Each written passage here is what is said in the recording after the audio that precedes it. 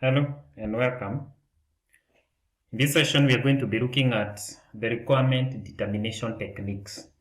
Which techniques do we apply when we want to find out the requirements? We normally have different types of requirement determination techniques, which normally helps us to identify the primary sources of requirements.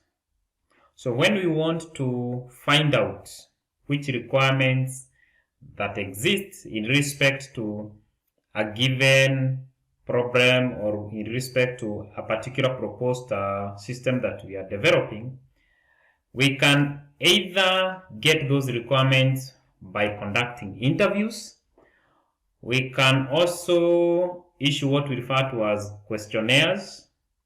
We can do observations. For example, if it's an attendance system, you can observe how the attendance is being carried out.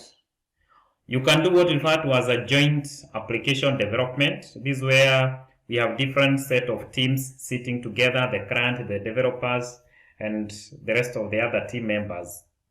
And then you can look at also document analysis. For instance, you can seek to have past attendance sheets availed to you so that you can be able to see how attendance has been happening.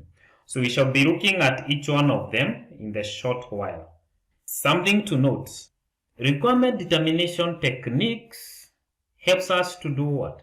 One, it helps you to build what we refer to as political support for the project. It also helps you to establish the trust with the client as well as other stakeholders. It helps you also to build a rapport between the project team as well as the ultimate users for the system. So it's a very unique and important step when you are able to do it right. Now, something else is that whenever you are carrying out any of the requirement determination technique, you have to be time conscious. If it's an interview, you need to be time conscious of how long that's supposed to happen. If it's a questionnaire, you need to be conscious of how long a user should take while filling that particular questionnaire. Something else that you need to take note is that you must include all the key stakeholders. In other words, any person who is going to be affected by the system or who will be affected by that particular system. There are two possibilities. You can either affect the system or you can be affected by the system.